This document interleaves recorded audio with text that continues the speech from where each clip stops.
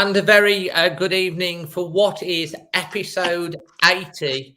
Cannot believe I'm actually saying that. Episode 80 of the Always Wolves Squadcast. And for the first time, we're live on YouTube and also trialing it on the Facebook page, the Always Wolves Facebook page as well.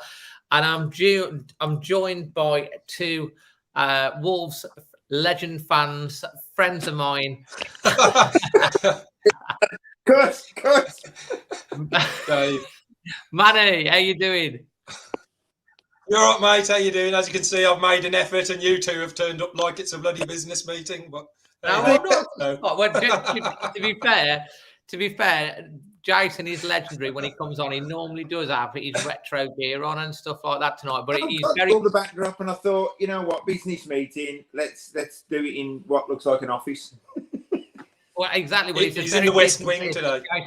In the West Wing. Very business-like. People are already saying good evening. We're already up to over 36 followers. And David James is already getting stuck in there. Have you heard about what Fosun have said about investing in the team and more investment? Someone wants to know how we get an away ticket. Well, you get it with points, basically. But, you know, we've got a lot to talk about. We've left it a couple of days because there were 11 episodes. Last year, when they did the Ash Wolves series, they dropped them in 3 or 4 episodes, and there was a bit of around the table. And this year, they dropped them all at the same time. There is some skepticism to say that they dropped them all at the same time because they wanted to sort of filter out some of the Jeff interview, which we will get into. And there's a lot of in-depth stuff. I mean, first off, Jason, I mean, what you've watched obviously some of these. What are you thinking on the box set, as we'll call it, as a whole? Of course, Johnny Phillips did a great job again of asking the questions.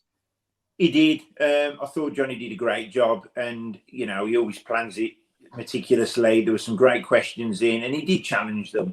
It's easy to you know, obviously it's been edited. Let's be realistic about it as well. You know, I would like to see the cutting room floor on some of these where Jeff Shee's telling everyone that we're going to the I-54. But realistically, no, I thought it was very good. When I first watched it, I watched the Bruno Lage one, the Scott Sellers one, the Russell Jones one, and today I watched the Jeff Shee one. When I first watched the Jeff Shee one especially, I was a bit mixed emotions. But then when I've had time to think about it, it's not such a bad thing. You know, what we're doing at the minute as well, we're doing what a lot of other clubs aren't doing. And I'm the first one on social media to moan at the fact there's lack of communication from the club. Yeah, it has been a real good, positive move forward in what they've done. And I think the clarity's certainly there. And what I've moaned about before, like I said, the communication, I think it was very, very clear. Yes, obviously, you know, they had to get a certain message across. But I think it's big. Look, there's still a bit of a divide. What I take from it is we're in, and I'll tell you why in a short while, but we are in amazing hands with Fosun.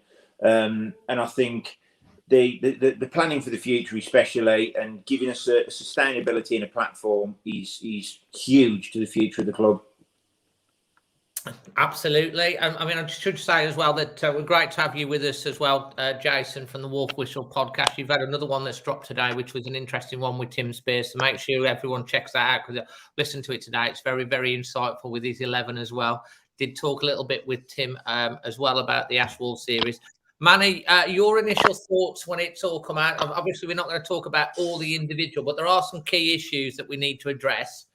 But we have to come out. I Yeah, you know, for a club to go into the detail that they sort of went into, exploring basically even bits of the club that we didn't know about. So they didn't really need to go and interview Matt Jackson or Laura Nichols or other employees of Wolves, but they did. And they took it away from that 4 people sitting in a boardroom having a chat with Johnny to an individual sort of a personal thing. And so you have to say hats off. I don't think there's any other club that do anything like this so openly. Yes, as Jay says, there'll be bits that are edited and not shown. We will never see everything, but I thought pretty much there were fairly honest accounts, especially from Bruno and maybe even Jeff, because Bruno, he pretty much, if you think about it, he talked about the frustrations of the last 2 months of maybe, some of the players we lost and we didn't have the like for likes that we could bring in and not weaken the side, and the side suffered. So he doesn't want to see that again. But then Jeff honestly saying, but we can't just compete with that top 6. We have to get to that level. We have to increase our revenue. We have to make more money, and we have to be more resourceful in our dealings to be able to get there. So, because sometimes when there's 4 of you sitting around a table, you can it's easy to agree with each other. And if he said that, I might as well agree with that. So I thought the individual nature of the interviews was very good. And you have to, like I said, commend Wolves for putting out a really detailed series. 100%. And I think we should get, let's just look at the Bruno Lage interview first, because there has been before, obviously, the Jeff Shee one we will come on to, and there's some really good ones as well in terms of we'll talk about later on in this podcast about the stadium development, because Russell Jones was fantastic. I thought gave a lot of detail, and I thought Vinny Clark came across really well as well. And obviously, there's Scott Sellers in there as well. But Bruno, us fans don't really get to see Bruno Lage other than the reports that come out, the press conference, some of his interviews and stuff like that. And it was the longest one of all of the episodes that dropped, obviously walking around the training ground at Compton. And you kind of saw a little bit more into his world and his mind and his personality during that particular interview. It was 53 minutes long. I mean, what did you make of what Bruno had to say and his thoughts? Go on, Manny. Yeah, so, I thought the Bruno interview was really, really good. He's obviously quite a passionate guy. He believes in the way he wants to do things. He talked very closely about all his backroom staff, introduced all 7 of them. Didn't really need to that. He could have took it all on him, but he showed the team. He was like, it's very rarely clear about that backroom team that he wanted, that as soon as he got the job at Wolves, he rang up Tony Roberts and he rang up all his mates and said, you've got to come and work on this project with me. Now, the next step is obviously him getting the personnel that he wants. And you can see some of the frustration in what he was saying, in maybe they, didn't get the players they wanted to. I'm pretty sure they were in for more players than they got overall. But they didn't get them for monetary reasons, financial reasons, or simply the players didn't want to come. So, that's the thing.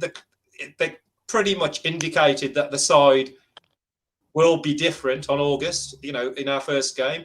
We've already lost, 3-4 players. We've already know we've got to replace them. Matinho's contract is up in the air. Neves, a bid has to go in before he goes. If no one bids, then he's still our player. So, it's likely that he'll probably go. So there's 5 players straight away from the squad that go. So suddenly the team will change. So incomings have to happen. And he wants more players than he's got. He keeps harping on about it, doesn't he? He mentioned the 14 again. I think we've got a few more than 14, but he mentioned the 14 players, and then, the injuries in the last 2 months, how the team suffered when Neves, Podence, Raul was out, those Newcastle, West Ham games. Some of they were dreadful, weren't they? Brighton at home and Burnley.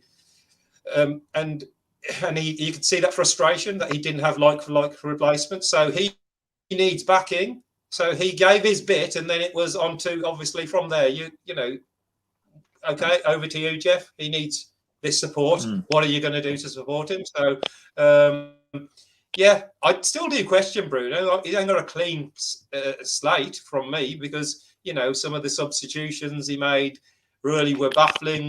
He has got undying faith in Huang, who's had a terrible last couple of months. I suppose he's, bought a brand new player in 14 million. He's hardly going to, rip him apart. He's going to put his arm around him, and that was evident. But it's to be seen. I like Bruno. If he gets the backing and gets the players he wants, I think he can make an impression.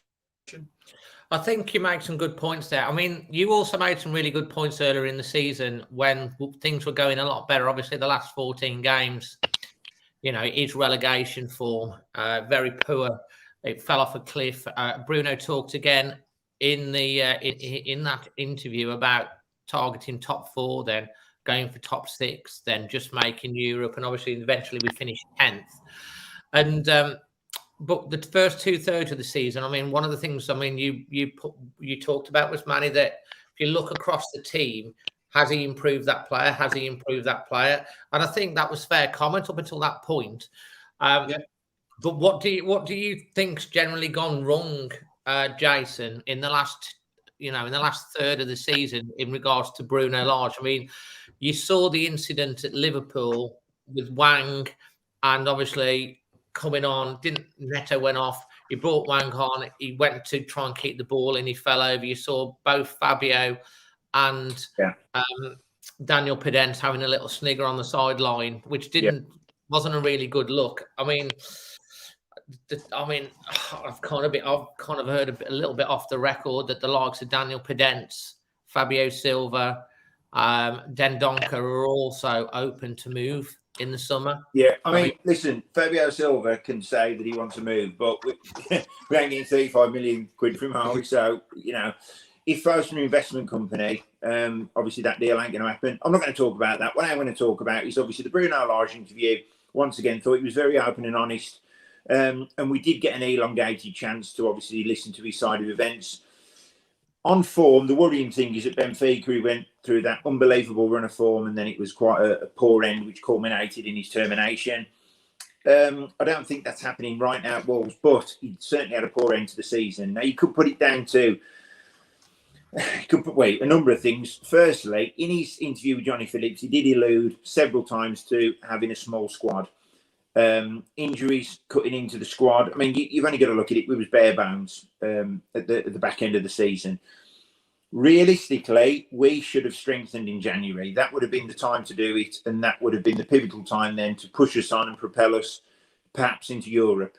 And you know what? And I've said this all along. Look, we was close to a top 5, top 6 finish, and we really was.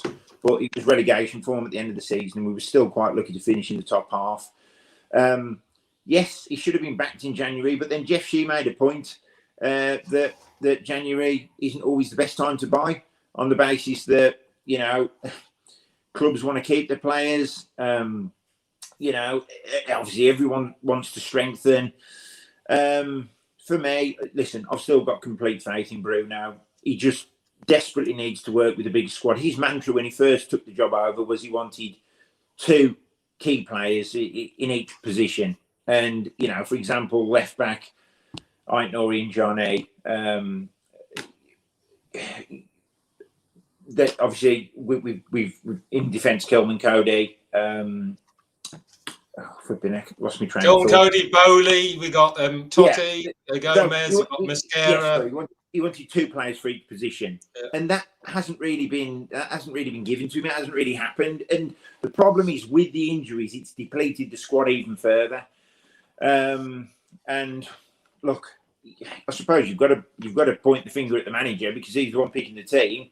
The substitutions, I agree, Dave. I don't think they were great. I think even though Juan come on, I think he should have been taken off the last game. Not a great thing to do, but his performance warranted that. It really did. I was at the game. But yeah, with regards to the squad, it's nowhere near big enough. And if we're going to judge Bruno, we've got to judge him with his own squad. And listen, what manager could work with 14, 15 players? It's almost impossible. When you get the irony is, Jason, the funny irony is, we're actually performing better with 14 or 15 players earlier on during that period. And then when he got the players Dave, back, you know what? That I don't think, if you look at Jose Sarr, especially, I think he had a pretty indifferent last month myself, to be honest. But if you look at his performance and look at the stats that everybody looks at, he prevented something like an extra 10 or 15 goals going in. Like and we only win games by 1 goal. So that's the difference between us, like winning and losing. When he makes a save, it's winning and losing. Now that's the difference between us getting 51 points and 41 and just scraping survival. So that shows you the weakness of the squad and a little bit of reliance on a really brilliant performance by Jose Sarr. And that can't happen because you can't rely on your keeper just having worldies all the time. So, and our goal scoring, man, that is, no team has ever finished in the top 10 of the Premier League with as low as goals as we did this season in Premier League history. But wasn't we fourth in the fewest goals conceded, which saved down effectively, because basically did. Yeah. Otherwise, but when you've got a small squad, that squad's effectively almost picking itself as well. He can't afford to rotate. He certainly can't afford to get an injury. So I do think we need a bigger squad. 100%, we do. And the thing is as well, Jason, we've already confirmed Marcel's gone. Yeah. Bruno Lage came out the day before Ruddy was told he's going, saying that he wanted to keep Ruddy, and then the next day Ruddy's putting up on the thing. It looks like it's my last game, so that decision's been taken over the manager. Saiz, I think, was a similar situation. Obviously, he's gone, so that's 3 that's gone at the moment. We're almost certain that Neves will probably go. Yeah. I mean, it's not guaranteed. It looks like he's going to go, but someone's still got to come in and pay the money. Obviously, Man United, Arsenal, Barcelona, apparently in. There's another one out today, rumour about Roma. And then obviously you've got the situation at the moment with Moutinho, who is starting as captain for Portugal against Spain tonight. And he definitely wants to stay, 100% wants to stay. He just wants a 2-year deal, but not necessarily on the same money that he's on at the moment. And then, of course, you've got Adama coming back and the fiasco that happened with that. I mean, to be honest, listening to Scott Sellers, that that was the only bit really which I didn't necessarily agree with. Yes, Adama doesn't want to be at the club. Regardless if he wants to be at the club or not, he can't force a move to Barcelona. He can't. It's our decision. He can't say, right, I'm going to Barcelona. Yeah. So that was really, really that was poor business. That was whether or not Barcelona promised us the earth that they was going to sign him, because I genuinely thought when he was going there on loan, I even put on Twitter, look, it's a done deal. He's got to be, and it wasn't. So we got royally shafted. So for Scott Sellers to come out and say it was the best option, it clearly wasn't. The best option in hindsight would have been to keep him at the club, because one, he would have been an extra player, albeit as effective or not effective as he could have been. He would have been an extra player in the squad. So with injuries, we've got another option. He doesn't want to be at the club, obviously, that's evident. So, but I think the time to cash in hindsight, was last summer, not this summer. Because on the basis, yes, he's gone to Barcelona. You could argue that's put a couple of million on the price tag. But because he hasn't necessarily performed, I think now with a year to go, I think we're going to have to get what we can for him, because he's not going to sign another deal. So we're going to have to get what we can for him. It seems unlikely he'll sign a deal. There is a train of thought that Wolves have been good to him. They wanted him to sign. He didn't want to sign because his head returned by Barcelona. He got all sorts of promises. Barcelona have showed their true colours and said, well, when was it Dembele that came back? And he's taken his place. And he kind of comes back a little bit with his tail between his legs, really, because they've given him what he wants. They've made it happen. So he kind of owes Wolves a little bit, really. Oh, he does. He does. Dave, you know what? I was absolutely flabbergasted when that decision was made, because, he was an impact player. Yes, he didn't produce. He didn't have no assists or goals, but he did carry us forward. So, when he did come on as a substitute, for example, when we were maybe suffering or not playing so well, we did carry a bit more of a threat with him inside. And Wolves held all the cards. If a player comes to you and says, I'm not signing a contract, you're well within your right and say, you're under contract, you're staying with us, you're working hard to get back in the team. You're not going until we get something acceptable. And to get this, his boyhood club, and it was a dream move for him. Imagine us saying to our employee, I want to go to this dream company. Would you let me go, please? And, oh, yeah, go on. no problem. Well, You know, Manny, football sadly is an industry like no other, and yeah, the more you look at it, there's just absolutely no loyalty whatsoever. Is there? I mean, Neves has given us a lot of loyalty.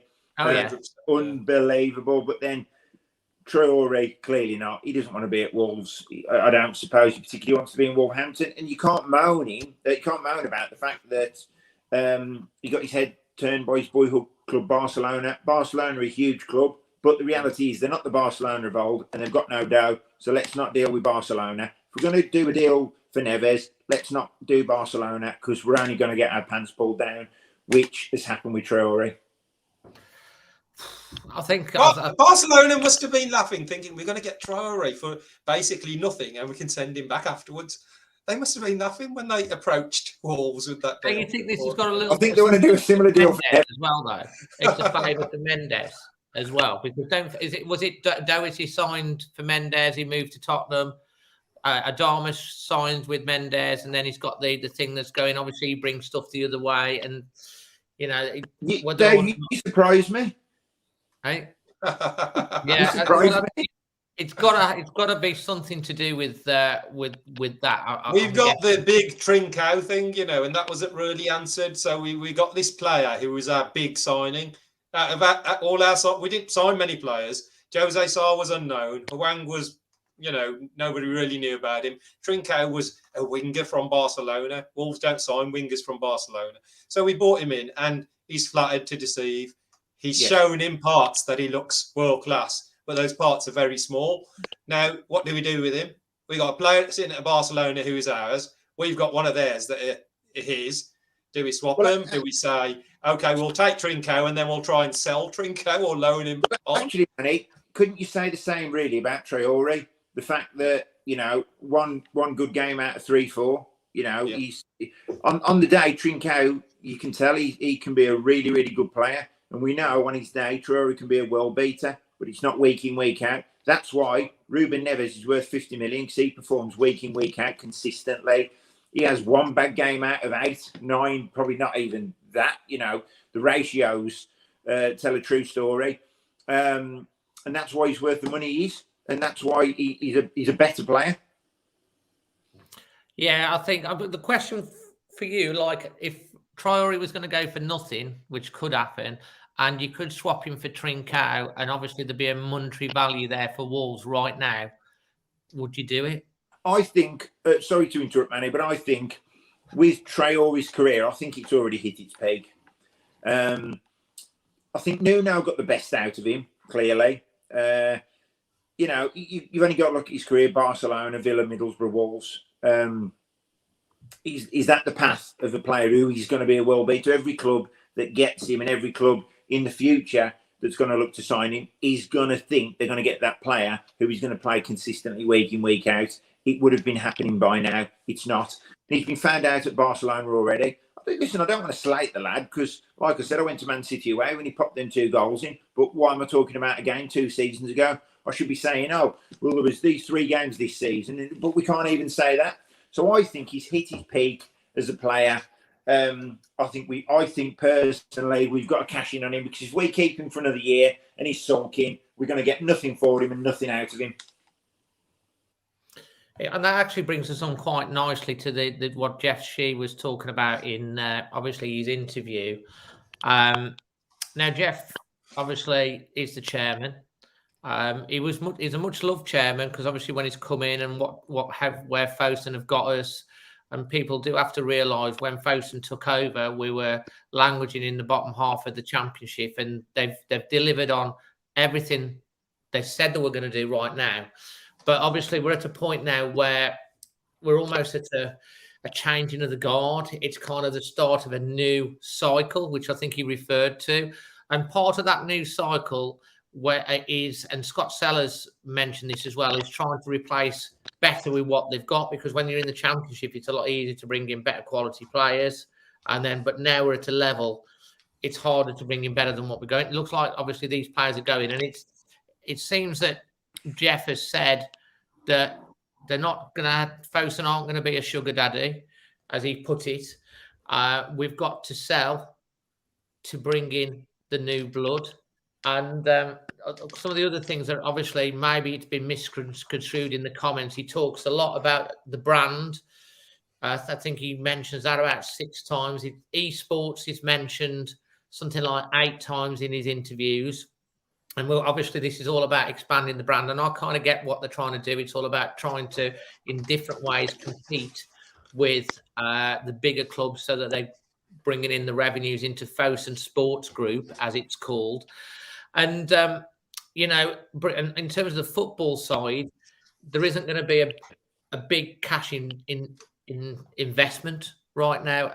And he's talked about the local fans, i.e. the fans in and around Wolverhampton. And I think it might have been misconstrued how he said it in terms of the international fans becoming more important.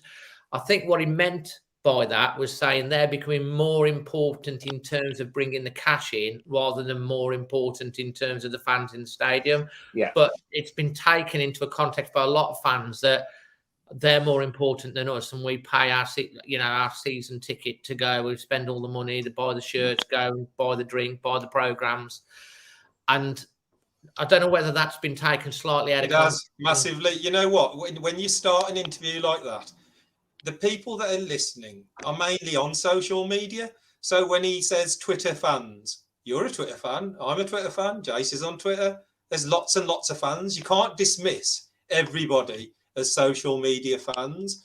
And the way he started off that interview, I think the language and the terminology was wrong. And he had to talk and impress the people who asked the questions. The people asking questions on Ask Wolves wasn't somebody sitting in Shanghai or Dallas or Toronto. It was me and you and fans who come to the club week in, week out. And the way he addressed it and quickly went on to, we need to grow the brand. 200,000 people is not enough. These are all correct things, but I just thought the language he used was almost like boardroom language, and it wasn't fan language. And whether that's in translation or whether that's in his experience, because you know, culturally, how he addresses people might be different to the way me and you talk to each other. So sometimes fans just want straight talk. Look, we ain't gonna just throw lots of money. We have to be self-sufficient. We're 1,000% behind Manchester United, so we've got to look at different ways of bringing income in. And we think reaching out. For example, I did a little bit of work with a guy called Joe Hunt, and he works for Russell Jones, and he asked me about India and football in India, and he got a few of the Punjabi Wolves lads on. And we had a bit of a Zoom call, and there isn't an appetite for football in India. There just isn't. They're cricket mad. There's 1 billion people. They've never produced one footballer, you know, that's of any note, really, like from their own land. And so then they look at, well, there's still 1 billion people that we can get money off. So they look at music, they look at fashion, they look at the esports and see if we can sell that to 1 billion people and make money that way. Now, that for me, as a fan that's going home and away, doesn't seem really important. I just want to see my team win on the pitch and a good experience when I want to go on match day. And he talked a lot about that side of bringing money in, which a lot of fans don't want to listen to. They didn't want to talk. They didn't want to hear about esports. They didn't want to, they don't understand it. I don't understand it, but it brings in money. So I think it's the language and the terminology he used, using the words corporate. We don't want our club being called a corporate. We don't, because we don't. That's not how we talk.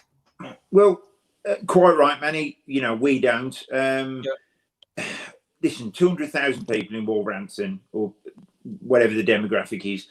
Realistically, there's not 200,000 Wolves fans there anyway, right? There isn't. Okay. So half of them are Liverpool fans. Yeah.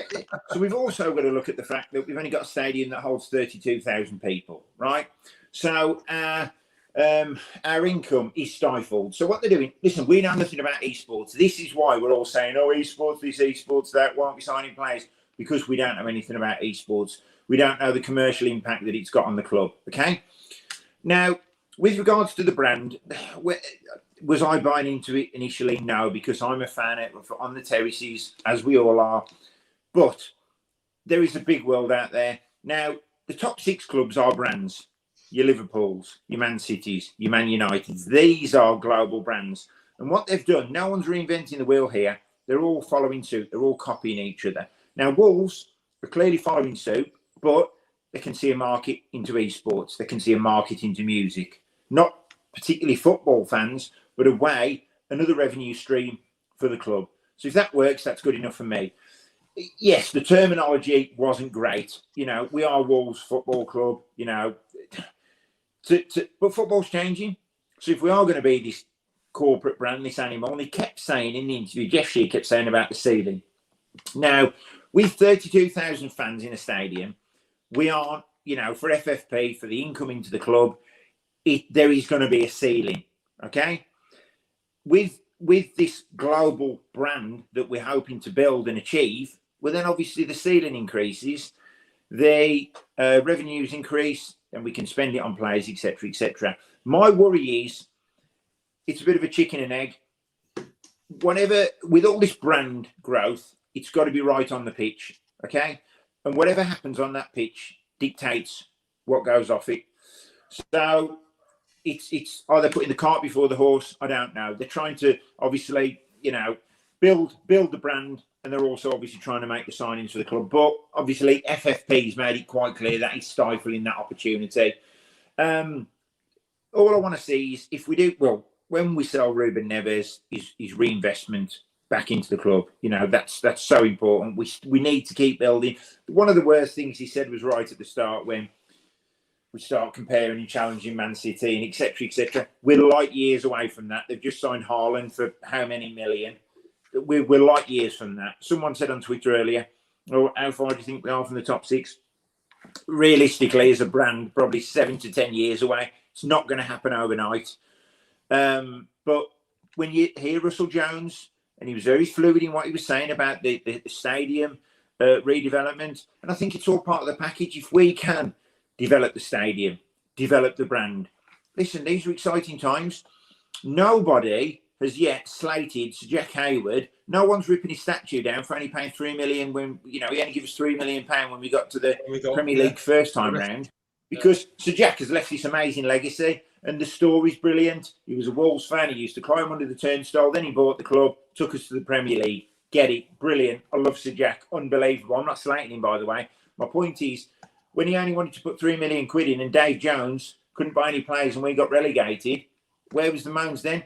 Fosun they are getting a lot of grief at the minute. And I think it's because people really don't understand. Everybody, we're football fans. We're all impatient. We want a quick fix. We want to sign a player for 20 million. We want that player to guarantee success. We want to sign another player for 40 million. Then we see another player want to sign him for 30 million. It's not that simple. And it doesn't matter how much money we spend, it will not guarantee anything. Look how much money Liverpool have spent. They've won the League Cup and the FA Cup on penalties. It doesn't guarantee anything. Interestingly, Liverpool didn't score a goal in any of their finals this year and won 2 trophies.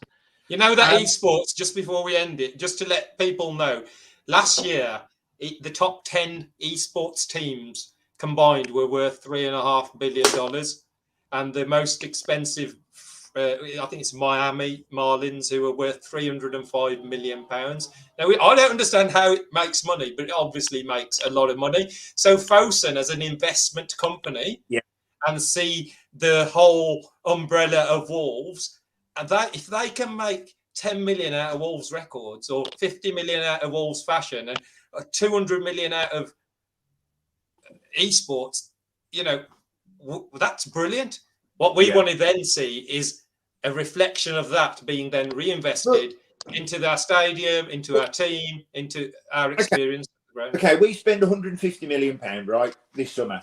Are we going to get the top 6? No guarantees, mate. Right. Look at Everton. I mean, look at Everton. They've spent over £500 million, and they nearly went down, didn't they? Now, the sustainability thing is very, very important as well. The club's in good hands. We haven't got to worry. There's not a boom and bust cycle. You know, you've only got to look at what's happening in Derby County. I'm not saying we're going to end up like Derby County, but we're not going to end up like Derby County because the club are on a sound footing. You know, it's done properly. They're not just chucking money at it. Remember Leeds, Peter Ridsdale, right? I know it's different eras and it's difficult to compare, but they was just chucking money for success. And at the end of it, they nearly broke the club. So I think what we're doing, yes, we're all impatient. And bearing in mind, Jeff Shee's already spoke openly that we're ahead of the project. We may have regressed a little bit, but it's been a fantastic journey. We've seen some amazing players. I just think we're in amazing hands, and I put this on Twitter earlier. I think we're in very, very good hands. I think there's more of a structure to the club than there's ever been, and I just think we, be careful what we wish for, because Fosun, they're no mugs. I mean, I had a look; they employ 76,000 people, and it's all, like I said, it's all about the brand. I put a joke on Twitter the other day. Oh, here's the Wolves fans in 23, 24. They're all in Man United tops. Listen, we have got to look after our home fans. I think Jeff Shee could have come out in that video and give us a load of waffle. The most important, the lifeblood of the club are the fans that come inside the stadium, the fans that live in Wolverhampton. He didn't. He was probably too honest. He gave us a lot of transparency into why they're doing things. Yes, it could have been misconstrued slightly, but I think it is important that they do recognise us 32,000 fans that go to every home game, the 3,000 to 4,000 fans that go away, the 20,000 supporters which buy the shirts for their home and away and for their kids. I think that has got to be recognised, and I get there's a bigger picture, but also we've got to look close to home and acknowledge and respect that what we've got. The one thing that I will pick up on that as well, and I think you look at all the other ones. I mean, I thought Russell Jones's one, he came across really well. We need to dig deeper into the stadium in the next 25 minutes, which we will do. But I think Jeff comes across a little bit beige when he comes across. The fans want to win something. They want to see the ambition. I think where it's come from is when they've come in, they want us to win the Premier League in 10 years. They want us to be in Europe every year. They want to win trophies. And we want to see, Wolves fans don't just want to be sitting in mid-table, just going to the games, ticking a box. They want to have excitement. They want to see the team play with goals. They want to win something. And that is the balance, isn't it? That's the balance that we thought we didn't hear from his interview, because we want to close the gap to the top six, but generally the top six are the top six because they've achieved on the field. They've achieved on the field to get into the top six, and that's what grows them. So when people say, well, we've grown the brand, but if we get relegated because we ain't got the right players, then there's no brand anyway. So it is that chicken and egg type situation. What comes first? And it has to be a balanced approach where we can't, if we finish, I'll tell you a personal experience. I spoke to some guys in India when I went there who were wearing Liverpool tops, and I told them about Wolves, and they knew about Wolves. They knew who Wolves were. They knew about Raul, Adama and Jota. And then they said, but you've gone downhill since then. And they're only interested in whoever's winning. These people abroad are only interested. Yeah. They're not, you can't launch a brand in America for Burton Albion, can you? I don't think many people are going to be interested. Like I said, what goes on the pitch pretty much dictates everything that goes off. But they're trying to obviously build what's going on the pitch, and obviously trying to build the brand as well. It's very interesting to what Jeff Shee says about the brand building, because then you can attract new sponsorship. I mean, talking about the new sponsorship, Jason, I mean, Wolves are about to announce a new sponsor, and from what I'm hearing, that will be very early part of next week. And also from what I'm hearing, the sponsor that they've got is not going to be a betting company or an Asian betting company or anything like that. And they've managed to win the sponsorship because they've built this new story. And the sponsor will be hopefully across all the children's kits all the way up. Obviously, the women's team will probably still have their own sponsor, like with Energy Angels and stuff like that. But I think this is talking about the brand. I think we'll see a result of some of this that they're doing when they announce the sponsor next, which I'm thinking it's going to be next week, early next week, that they're going to announce it. So that will be the first step on that ladder of what they've been talking about. And I think the big thing is fans want to understand how having these music brands and the fashion brands and buying into the esports ultimately filters back into the team. And, you know, obviously sponsorships, as Manny says, and things like that, bringing more companies invested in is all part of building that revenue to try and close the gap with the clubs like United and Liverpool and City and all of them that have got currently bigger global fan base. Yeah. And like I said, we don't know enough about esports. We don't know the figures that are coming in. And that's one thing they haven't actually mentioned. You know, if they'd have said to the fans, right, we've got an esports deal and we've got 40 million in from that, we've got 10 million in from Wolves Records, all of a sudden your ears pick up, you think, wow, actually, that ain't a bad thing. But this is the thing, we don't know how much. It's work in progress, isn't it? It's something. Of course it is, and it's not going to be a quick fix. You know, they're not all of a sudden going to open a record label and their esports and get 100 million quid, because arguably, you know, if it was that easy, why didn't the other clubs do it in the first place? But yeah, they can attract obviously more sponsorship. I know as well, obviously, I don't know the statistics. I think it's about 75% of Premier League clubs have got, I think 70% have got betting logos on the shirts. I haven't really I'm not really for or against it. That's going to be banned soon, though, isn't it, in the UK? I think in the next couple of years, there's legislation coming in. But I know a lot of people are against it. I think it's important, and I think if they can, I mean, that's quite pleasing to hear. If they can get a brand which can be on the kids' kits, the adults' kits, I think that's only going to be positive. That's my understanding, Jason. That's what it'll be. Come on, Dave. You know who it is, don't you? You're not saying anyone. I don't know who it is. Yeah. It's Dazzling Dave with two thumbs. If only I had the money, I would be the Wolves sugar daddy. If I won billions of pounds, I wouldn't care. He's got the shirt on it. Is it Doritos, Dave? Come on. I want now Duracell bunny, you know. But no, seriously, mate, it's interesting to see where it's going on. The only thing is, because of Jeff's interview, he's kind of put himself in the firing line if things go south next year when the season starts, because what he said will come back to bite, which is why the summer transfer window. And I'm saying to a lot of people, okay, there's people going out the door now. That, you know, there are teams that have already started to do business, and we don't want Neves to be sold on the last but one day of the window if he's going, and then we've got a day to replace him. They need to make sure. Can I just say something, Dave? You know, people have looked at Villa. So Villa have signed 3 players very quickly and thought, what about us? Now, if you were a club that had sold a player for £100 million, reinvested that money, and then still finished 13th or 14th, then you would want to make a quick impression, because your fans ain't happy that you've sold a player for 100 million and you've bought a load of tosh in to replace it. So they were they had to do that. You know, some of their fans weren't happy with the way their finances were being managed. So, you know, Wolves are now, I think what will settle us is players coming in. We've been linked with one player pretty much every day. You know, the guy from Sporting, and we need, once we see those players come in, that's when we think, we've got side here, we got another player, we've got options, and then we can stop, because we haven't had anybody yet, and we want everybody signed tomorrow, you know, and it just doesn't work like that. Even seeing someone like Moutinho commit his future to Wolves and that be sorted, you know, and get done, will give people a little bit. What do you think? What do you reckon?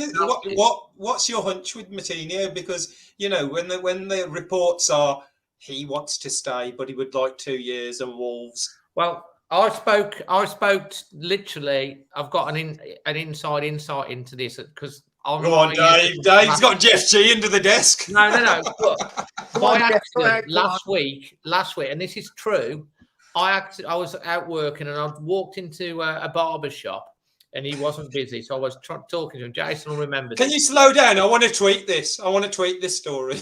Walked into this bar, and the barber, I was there talking, and then just as walking out, the barber was actually a Liverpool fan. He got a Liverpool and Wolves. He loves. He got a Liverpool banner. I said, "Oh, I went to the match the weekend." He said, "Oh, you a Wolves fan?" I went, "Yeah." He's like, "Great." He says, "Who's one of your favourite players?" I was going through. I mentioned Moutinho. He says, "I cut Moutinho's hair." I said, "You're winding me up." And he went, "No, I cut Moutinho's hair." And he showed me the WhatsApp messages from Moutinho and does Jose Sar's as well. Got a voice note from Jose Sar, and he goes round Jose Moutinho's house to cut his hair, and he asks Moutinho about the contract situation and Wolves, and he said he really wants to stay. They've offered him 12 months, and he never does 12 months contracts. He wants 2 months, but he would drop his salary. He said it's not about the money; it's about the contract length, and he does want to say. And 2 years ago, they offered him 12 months to get as well. And he nearly left. He went right down to the line. And at the last minute, Wolves came in with the 2 years. Moutinho feels he's super fit. He's still got 2 years in him. And that's where it's at. And Moutinho is very frustrated from what he was saying, that it's not got sorted yet. And he also wants to see Wolves match some ambition, because he does want to win something with Wolves, because everywhere he's been, he's won a trophy. So obviously, they mentioned in the retain list yesterday. They mentioned in the retain list yesterday, didn't they, that there was negotiation with Moutinho? So hopefully it'll get sorted. But if that will be, I think, looking at it, I think my hunch is like Jeff Shee's so passionate about bringing in young players and then buying them for, apart from Fabio Silva, which was the other way round.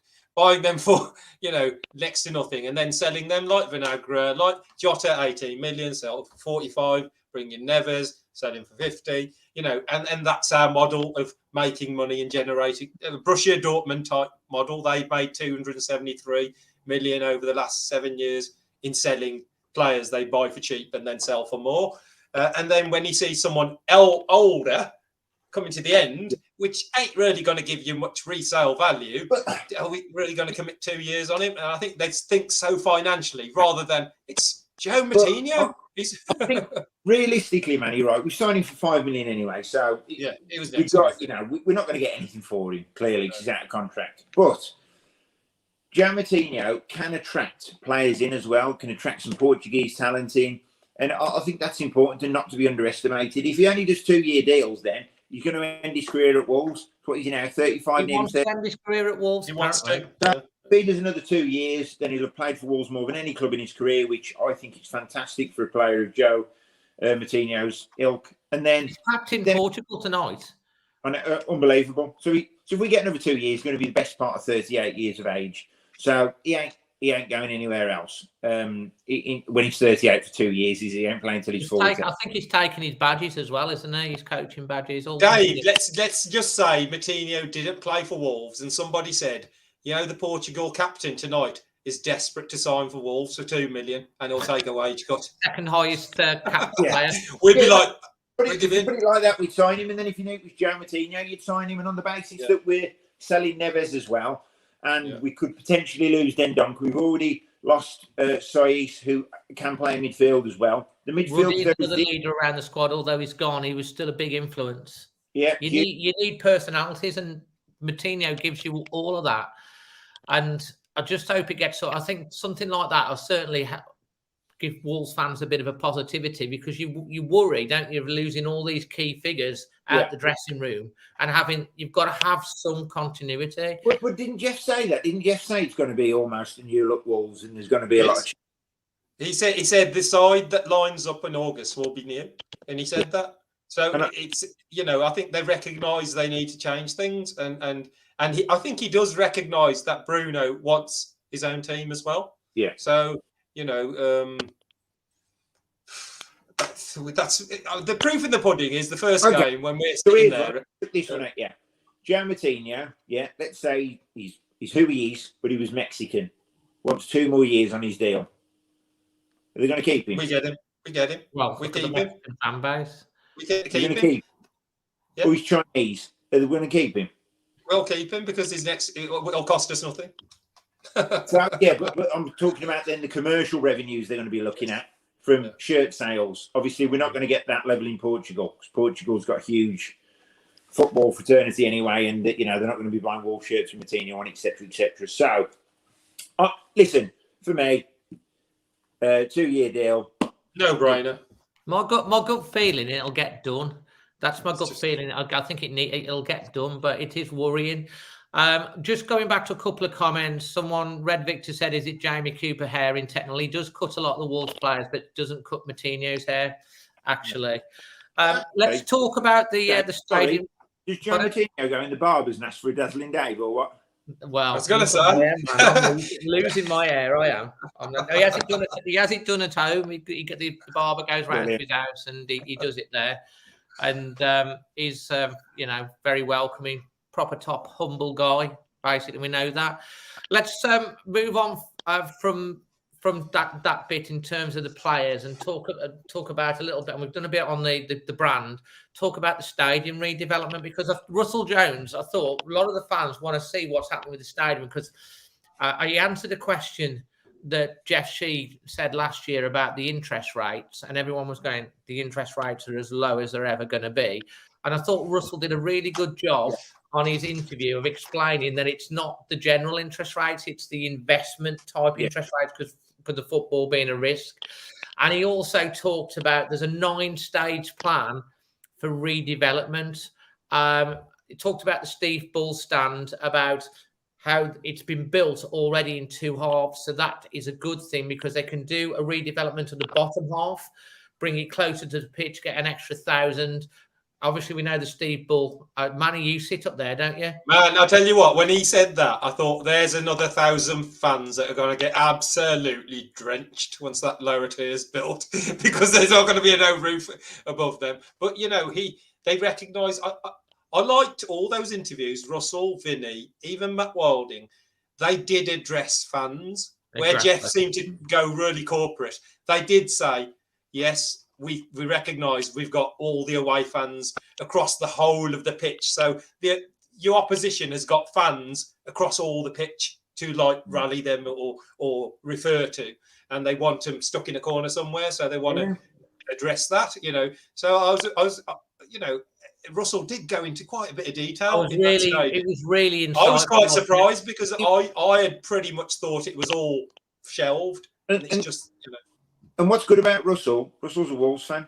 I don't think he's born in Wolverhampton. He lives in Wolverhampton, but he's a Wolves fan, and that's very, very important as well. It's important to have these people around the club that, yes, it's a job. Yes, I'm sure it's well paid, but also they've got a vested interest. They want the club to do well, and that is important. It communicates well as well. It communicates very, very well. And it's exciting. My worry, and I've said this to you before, Dave, the last thing I'd want to see is a 50,000-seater stadium and we've only got 35,000 people in it, right? I think we'd be comfortable for about, I don't know the demographics. I'm sure the Wolves have done all their research. I remember speaking to Jez Mockjachan the other day, and he spoke quite in depth about how they've done all the research and that how many people that could physically get into the stadium on a regular basis. And I think that for a top half Premier League club, Wolves doing well, they was expecting about 45,000, and I think that'd be comfortable. I think that'd be good. Obviously, it'd increase the revenues. It'd make Molineux a much more hostile place to come. In terms, when I say the hostilities, I mean, look, what they do overnight with the light show is unbelievable. It really, really is. And you're quite right. What do they do at Newcastle when we go there? They stick us up in the gods, flipping a mile away from the centre circle. And I think that's what we've got to do. We've got to stick them out of the way. I know there's got to be so many, they have to allocate so many tickets, but you've got to stick them out of the way and just make it as uncomfortable for them as we possibly can. Well, exactly, because for the away fans, having all that bottom tier, for them, it's good. And that's one of the things, again, they've got to look at. And I think by redeveloping the bottom to start with, they can, the entries, and because they can't get them out or something, they'll all be. I think Russell, you just mentioned that. Russell said that Wolves are in a position, they're really desperate to host a big concert there. They've got this Wolves records. They've signed 5 artists. They're ready. I mean, they've got people like Beverly Knight and Robert Plant. They could pretty much call anybody and have a right sing song there, but they can't, because they're not allowed to have anybody standing on the pitch, and concerts won't work because of the exits and the fire safety side, and the redevelopment of the stadium will help that. So, it's more than just getting more bums on seats. They're thinking outside the box again to make question. quiz question. Who was the big rock star that played at Molineux in the 90s? Rod Stewart. Rod Stewart. I don't know. No, I said the same in thing. the 90s. Oh, in No, the in the 90s. Oh, it still could have been Rod Stewart. He'd been going Well, it since the could have been Rod 70s. Stewart. Yeah, Bon Jovi played there, didn't he? Did they? What? back in the Yeah. day. Yeah. What? About mid-90s or something? Yeah, mid-90s. Yeah. Yeah. Wouldn't that be exciting? Well, we're all living on a prayer then, weren't we? Bloody hell, Dave. Right. Well, absolutely. I mean, that was, I mean, when you look at it as a whole, and on the stadium, one of the things that Russell also said on his interview, that the Euros or something's coming to the UK in 2028, Yeah. and Wolverhampton are part of that bid. So if they're part of that bid, a redeveloped Molineux. It's the Euros. You see, is it? Yes, the Euros. A redeveloped Molineux needs to be done by the time we get to 2028. So when you look at the time limit and when these things are going to go, if they do get that, it's going to have to be done by then. But they'd have to sort a hotel out. You wouldn't want to stop in the Red Wings Lodge. That's all right. The hotel system in Wolves is horrific. Yeah. Close by, let's be honest. And we did see those not even leaked plans, didn't we, of Wolverhampton Council, magical Molineux Quarter and the Golden Way, and suddenly the Ring Road just vanished into thin air as we all walked down to the Molineux. Asda had gone, and and it seemed a little bit far-fetched. But these development can happen. They just need money, don't they? And need achievement. If we achieve and we become well and we grow our fan base and we achieve on the pitch, because that's my thing. As soon as we bomb and we don't play well, everything goes out the window. All these plans, you can forget you. Can I just, sorry to interrupt, Manny. I've seen some people on Twitter going, "Oh, well, we might as well get relegated. In fact, a season in the Championship wouldn't be too bad. I'd love that." What an absolutely stupid, ridiculous. Why would you say that? So then we're losing the brand. We're losing the players. We're going back in the Championship, everyone. It's all right. We'll win a few games. 100%, mate. Nobody buys Rotherham records. No disrespect to Rotherham, or Rotherham esports team ain't gonna be a multi. It's because we're in the Premier League.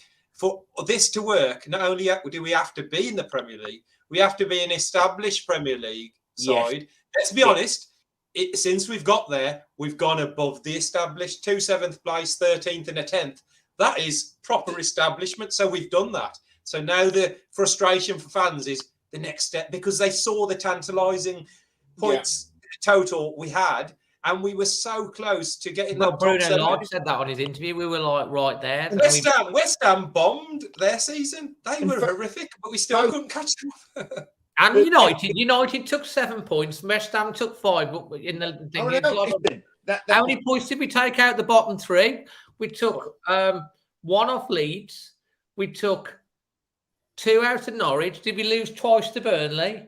No, don't even talk, man. We just honestly, we did even with all the injuries, we did mess that up. We did mess our approach and the way we set ourselves out. We did mess that up. Back to the point of the sustainability in the Premier League. Jeff Shee made a good point that out of all the owners over the last 20 years, we've been playing more Premier League football under Fosun, and we have, and that's what it's got to be. This is a we don't know how long term the plan is. We don't know when Fosun are going to decide to sell float or whatever they're going to do. But we're in the Premier League to stay. I can't. Yeah. There's people saying, "Oh, we're going to get relegated if next season if we don't do that." I don't think we are at this stage. I don't think we are. I think they're going to strengthen with the Neves money, and I don't think we've got anything to worry about. Right? Ask me in September when we've played 4, lost 4. I'm joking. I don't know, right? I don't think we are. And I think, look, they're trying to establish us as a top half Premier League club and build and aim to break that top 6. He would be foolish to have done Ask Wolves and said, right, we're going to be challenging with Man City and Liverpool next season. We're aiming for the Champions League. What is he going to say that for? Because then he's going to be made to eat his words, and everyone's going to be hounding him. So he's done the right thing. The club is in fantastic hands. It's on a great footing, and I'm excited for the future. I'll tell you what, another thing as well, by saying that there's no money, it means that when you're going to buy players, you've got that out there. So it could be a little bit of a nod and a wink. No owner's going to say, yes. We got loads when of Johnny money to Phillips spend. says, can you compete with the top 6 right now? Obviously, he's going to say, we can't, because the top 6 have been there for a number of years. They've got a much bigger fan base. They've got 60, 70,000 seater stadiums, and they're bringing in a lot more money. So obviously, he's not going to say, yes, we can compete with the top 6. Why do you think they're called the top 6? Everyone's trying to brand them. You know, we're not the only club in this position, but we've got a real plan. We have got fantastic owners. Whoever takes charge, we're always going to have a whinge and a moan. But we are really lucky. And considering that the Fosun group looked at all these other clubs before Wolves, I believe, Sheffield Wednesday and whoever, Leeds. I looked at the Baggies as well. Well, come on, Dave. They was never going to buy them. I think for about 2 seconds. I could buy them for 50p. But realistically, we're lucky. We are really, really lucky. The only concern I've got is, like, in world football, for some reason, China and the owners from China do things a little bit differently. They're not like the Middle Eastern owners or even the Americans who come here. And this chairman or the owner of Fosun, Guo Guangchang, he's not at Wolves all the time, geeing them up. It's just another part of his corporation. That's all it is. So it's different. It's different to how other people are doing it. If things go wrong, and like Jace says, we've lost 5 games and we're bottom of the league in October, Bruno Lage won't be there. Scott Sellers might not be there. Fosun might even get rid of Jeff Shee, because I'm pretty sure Fosun, like you said, they don't actually fail at much what they do. They do make a success of the things that they are involved in. So, I'm pretty sure if it goes wrong, they'll make the changes. But people will look at them and they'll say, well, why didn't you back them? Or why didn't we give more, more money or whatever? But we have to face that fact that we are going to be in this way of bringing money in and then investing it. And it's not just going to be, here's lots of money and I'm going to throw. They pretty much wrote off 126 million of which people haven't mentioned. And then I had comments, let's get the Russians in buying our foot last year. Let's get the Russians in. Oh, yeah, that would have been brilliant, wouldn't it? Let's get a Russian flipping billionaire, whoever, to come in and then get all the assets seized. Be careful what you wish for. I'll tell you what, though, it's been a great show, and we've had over 130 and at times over 150 people watching and joining in the chat. I think that went up when everyone found out you've been stalking the barber. That went up. From China and Mexico, Dave. No. To round things up, then, just to finish off, your final summaries. If we go round, we go Manny, then Jason, and then I'll obviously close the show. To summarise the Ask Wolves series and your thoughts for everyone watching, what would you say? Right. Yeah, the series was really positive. It's something that we need as a club. We always moan about no communication. And when they give us communication, we have an even bigger moan. So, let's appreciate some of the really good stuff and the good content. Let's also appreciate some of the language wasn't what we wanted to hear. And the proof of the pudding will be that first game and how we perform and what type of team we have. And what happens on the pitch, because that's ultimately what we're interested in, and that's where the proof will be. And Jeff will have to, walk away with his tail between his legs. If he gets it wrong, he will, because, fans won't take that. We don't want to be bottom of the league. We don't want to be fighting relegation. And so far under Fosun's stewardship, we haven't.